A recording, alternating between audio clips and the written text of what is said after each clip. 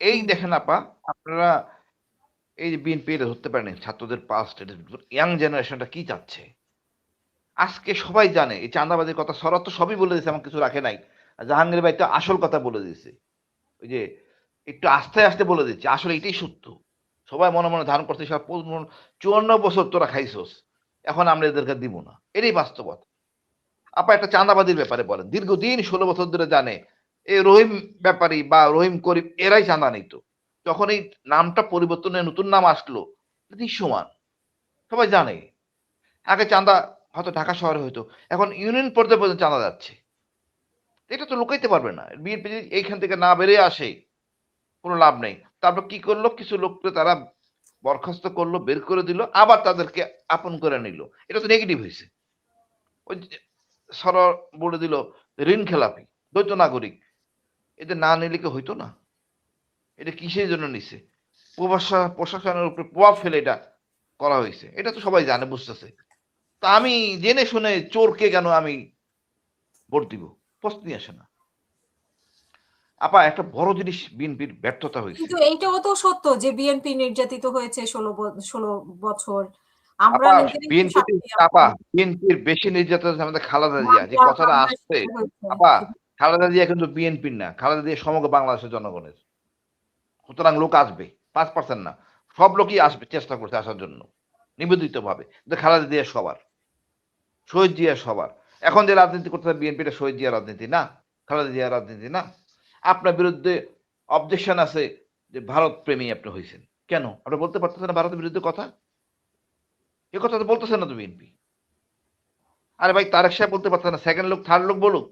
ওনার গুণগান গাচ্ছেন ভারতের আওয়ামী লীগের, এটা তো আমরা চাইবো না। এই জিনিস বিএনপি বুঝতে পারে নাই। সারুদ্দিন সাহেবের কথা ভূমিধস বললেন, হ্যাঁ, সারুদ্দিন সাহেব না রেখে যদি হয় আপনি বাবর সাহেব রাখতেন, আপনার পার্সেন্টেজ অনেক বড় পরিবর্তন হয়ে যেত। আমরা সবাই এন্টি ইন্ডিয়ান, ওই 10 টাকার জন্য বাবরের সুনাম কেন? আমরা সবাই এন্টি ইন্ডিয়ান হয়ে গেছি। ইন্ডিয়া আমাকে শোষণ করছে, এটা বুঝে গেছে। এই ছাত্ররা, আবু সাইদরা আমাদের এটা পরিচয় করাই দিয়েছে ভারতকে। ওইভাবে আপনি যেটা ধরতে না পারেন, আপনি রাজনীতি মাথা মুন্ডু কিছুই শিখেন নাই। জনগণের কাছে বুঝতে হবে আসলে সমস্যাটা কি। ওই বললাম না, তা ওদেরকে জনগণের আসল লোক যারা কথা বলবে তাকে তারা যে কাছে ভিড়তে দেওয়াই হচ্ছে না, তারা দূরে। এই চাটুকাররা সব কাছে কাছে ঘুরতেছে। আপা আর একটা জিনিস, যে জিনিসটা বলবো, আপনার মনে করেন সেনাবাহিনী কিন্তু অনেক বদনাম কামাইছে গত হুম, নির্বাচনগুলিতে। এখন সেনাবাহিনী ঘুরে দাঁড়াবে, কোন রকম ছাড় দিবে না। হুম। অকার সেনাপ্রধান যাই করুক যাই বলুক, আমার মনে হয় না সে কিছু বললেও জুনিয়র অফিসার শুনবে। আর আমার বিশ্বাস অকার এই কাজ করবে না। আমরা চাই একটা সুষ্ঠু নির্বাচন। উনি উনি তো আর বললেন আগের যে মতো কোনো সমঝোতার নির্বাচন মানে সেনাবাহিনী চায় না এখন এবার। সেনাবাহিনী চায় না আপা, গোয়েন্দাদের মধ্যে তো ঢুকে আছে রও। পুলিশের এত লোক, সেনাবাহিনী এত অফিসার ঢুকছে, গোয়েন্দারা ঢুকে আছে না, যোগাযোগ আছে না। সুতরাং তারা চাইবে দুষ্টামি করতে, কোনো লাভ হবে না। যেভাবে ঢাকা নির্বাচন যাতে বানচাল না হয়, ইউনিভার্সিটির নির্বাচন করি, ছাত্ররা এবার বুঝে। প্রত্যেকটা ছাত্রের পরিবার 4-5 জন লোক আছে, সব ইউনিভার্সিটি যা হয়েছে। জিনিসটা আসলে এত সহজ হবে না। এটা আমাদের আসলে হচ্ছে কি, যে যে কথাই বলুক, এত সহজ নির্বাচন হবে না। জামাত এটলিস্ট প্রমাণ করছে, আমি কাছে থেকে দেখছি, না অন্য খারাপ কিছু দেখি নাই, ভালো কথাই তো এখন বলতেছে। জামাত তো ক্ষমতায় আসেনি, ক্ষমতায় ছিল না, তাহলে মানুষ কিভাবে বিশ্বাস করছে জামাতকে? মানে ক্ষমতায় আপা ছিল না আপা বলে আপা, বিশ্বাস করছে। 2 জন মন্ত্রী ছিল, একজনের সাথে আমাদের খুব সম্পর্ক ছিল, নিজামী সাহেবের সাথে। এই যে জেএমবি দমন করছি, যে 1 নম্বর একটা ব্যক্তি ক্রেডিট পায়, সেটা হলো নিজামী সাহেব জামাতের। উনি এসে আমাদেরকে সোর্স দিচ্ছেন, ওইটা দিয়ে আমরা জেএমবি দমন করছি, আমরা পারি নাই। কেমনে পারবো, আমার তো ওই ওই রিসোর্স নাই। উনি একটা লোককে, 2টা ছেলেকে এনে সারেন্ডার করছে, উনি এনে আমাদের বাবরের মাধ্যমে আমাদের গুলজারকে দিছে, তার মধ্যে আমরা জেএমবি দমন করছি। আমরা এটা পরিষ্কার বুঝতে পারছি, এই জনগণ, বাংলা জনগণ ভারত আমাদের শত্রু। আমি রাস্তাঘাটে অনেক কথা বলি, ওই ভারতের কথা বলে লোকজন খুব খুশি। এই জিনিসটা বুঝতে হবে কোন কথাটা পছন্দ করে, এটা বিএনপি বুঝতে পারে নাই। আনন্দবাজার পত্রিকায় অনেক কিছু লেখা হয়েছে, উনি তো একটাও কাউন্টার করেন নাই, একটাও কিছু বলেন নাই। লোকে এইটাও বলে, শুনতে কষ্ট হয়, তবু বলি, মায়ের অসুস্থতার সময় উনি আসতে পারেন নাই। জনগণের বিপদে উনি আসবেন কেমনি? কখনো আসবেন না, থাকবেন না, ভয় পেলে চলে যাবেন।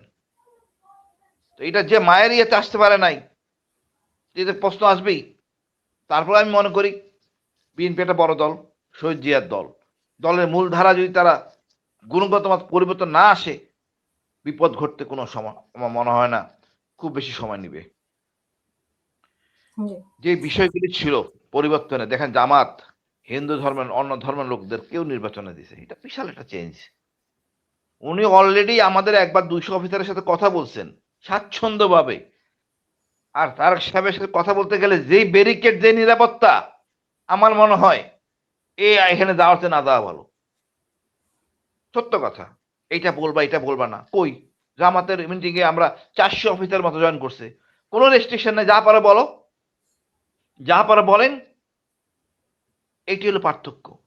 আপনার জনগণের কাছে না আসতে পারলে আপনার কাছে জনগণ যাবে না। আমি স্বাচ্ছন্দ্য বোধ করছি, আমার মনের মতো কথা বলছি। এই জিনিসগুলি দূরে সরাই দেয়। প্রত্যেকটা মানুষের একটা মূল, মানে সে একটা সম্মান চায়। কেন কাছে যাবেন না? কেন এত সিকিউরিটি? সমস্যা কোথায়? কেন স্বাচ্ছন্দ্যে কথা বলতে পারবে না? দেশের সমস্যা। তো এটা যদি আপনার না, এই এত বিপরীত পরেও দেখেন ওই একটা কথা সরোয়ার বলছে, জামাতের আমির ওপেন হার্ট সার্জারি বাংলাদেশে করছে।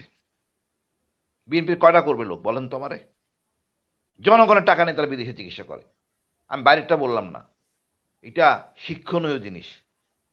আমার দেশে মেডিকেল, উনি বলছেন প্রত্যেকটা জেলায় উনি মেডিকেল কলেজ করবেন। কই তারেক সাহেব তো এই কথাগুলি বলেন নাই? এটা কত মানে ওনার গুরুত্বপূর্ণ কথা। প্রতিশ্রুতি আছে। প্রতিশ্রুতি তো একেকজনের একেক রকম। এখন বিএনপির প্রতিশ্রুতিও একরকম আমি আরেক বললাম আপা, যদি সত্যিকারে জামাত আসে, আমি মনে হয় প্রত্যেকটা জেলায় মেডিকেল কলেজ হবে। দেখবেন পার্বত্য চট্টগ্রামে জমির সমস্যা থাকতে পারে, বাট মেডিকেল প্রত্যেক জেলায় হবে। আমাদের যেই টাকা বিদেশে ভারতে দেই, সেই টাকা দিয়ে আমরা করতে পারবো ইনশাল্লাহ। টাকা তো আমাদের কম নাই। টাকা পাচারটা বন্ধ হয়ে গেলে আবার টাকা রাখা জায়গা থাকবে না। আমার তো মনে হয় চাঁদাবাজি যেই পরিমাণ হয়, ওই টাকা দিয়ে আমরা মনে হয় প্রতিদিন একটা করে আমরা ওই সুপার ফাইটার কিনতে পারবো, যেই পরিমাণ টাকা হয় চাঁদাবাজির। সুতরাং জি। এটা বিশাল একটা অ্যাসেট। আমি মনে করি বিএনপির এখনো সময় আছে, ঘুরে দাঁড়াক, অন্তত মর্যাদার সহই থাকবে, নাহলে মর্যাদার জায়গায় থাকবে না। আমার আপা এর চেয়ে বেশি কিছু বলার নাই। তবে আমরা সবাই এক পক্ষে রয়ে গেলাম, অন্য